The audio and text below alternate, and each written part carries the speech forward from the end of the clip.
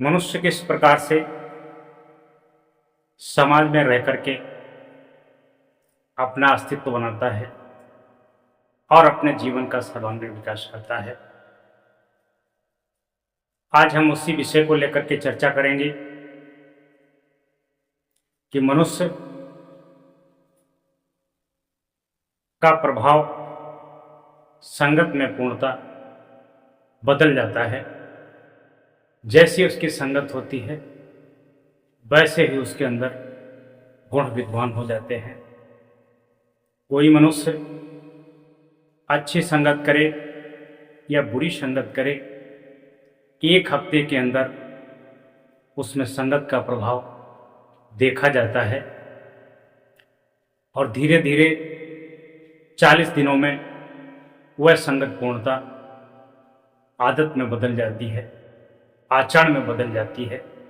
वो चाहे अच्छी हो चाहे गलत हो। अच्छी है तो उसका परिणाम भी अच्छा आएगा, गलत है तो उसका परिणाम भी गलत आएगा।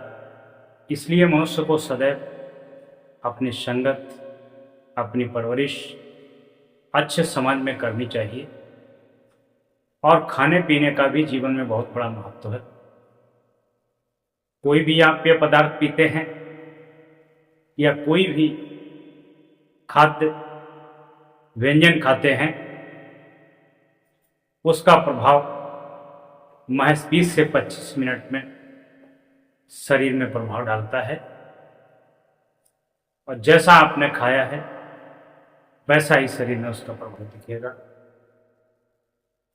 इसलिए हमें जीवन में सदैव शुद्ध सात्विक भोजन खाने की आवश्यकता है और खाना चाहिए ताकि हमारा तन मन शुद्ध रहे, पवित्र रहे, तभी उसमें शुद्ध विचार आ सकते हैं। आज हम आपको बताएंगे, ज्ञान घटे नर मूढ़ की संगत, ज्ञान घटे नर मूढ़ की संगत, बुद्धि घटे विषय चित भर माए, तेज घटे पर नारी की संगति, बुद्धि घटे बहु भोजन खाए, प्रेम घटत नित ही कुछ मांगत, मान घटे नित पर घर जाए, कहत दयाल सुन रे नर मूर्ख, पाप घटे हरि के गुण गाए, पाप घटे हरि के गुण गाए। जो निरंतर मूर्खों, अज्ञानियों, दुराचारी और व्यभिचारी की संगत करता है, निरंतर उसका ज्ञान घटता रहता है। क्योंकि मूर्ख अज्ञानी व्यक्ति सदैव नेगेटिव बोलते हैं, नेगेटिव ही बात करते हैं और बुद्धि हमेशा चित्त को भरमाने से घटती है। चित्त जहां पर आप लगाते हो वैसे ही बुद्धि में विचार उत्पन्न होने लगते हैं। बहुत से लोग दुष्टों के पास बैठते हैं, दुष्टता वाली बातें करते हैं। उनके पास बैठने से बुद्धि का निरंतर स्मरण कम होता रहता है और बुद्धि व्यसनों की ओर, बुराइयों की ओर बढ़ती है।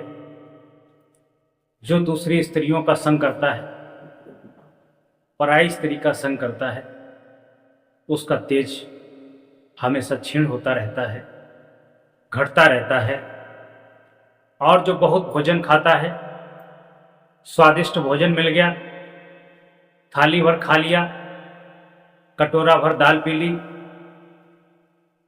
8-10 रसगुल्ले खा लिए, गोलगप्पे खा लिए, इतना खा लेता है फिर इसे बिस्तर ही दिखाई देता है। अधिक खाने से बुद्धि पर प्रभाव पड़ता है, बुद्धि सुस्त हो जाती है, सोचने समझने की क्षमता भी कम हो जाती है। इसलिए भोजन को हमेशा भूख से कम ही खाना चाहिए। निरंतर आप किसी से कुछ मांगते हो, वो चाहे भाई हो, चाहे बहन हो, चाहे माता पिता हो, चाहे घर का कोई व्यक्ति हो, चाहे कार्यालय का कोई व्यक्ति हो, चाहे संगठन का कोई व्यक्ति हो, अगर जो निरंतर कुछ ना कुछ मांगता है तो उस मांगने से उसका मान सदैव घटता रहता है। और जो निरंतर पूजा पाठ अर्चना, भक्ति साधना, गरीबों की दया, जीवों पर दया, करुणा करता है और अपने कमाए हुए धन से पुण्य प्रताप भी करता है, ऐसे व्यक्ति का निरंतर मान सम्मान बढ़ता है। एक हमारे बड़े भाई साहब हैं जिनका बहुत बड़ा कारोबार है। उनके पास एक ड्राइवर आया।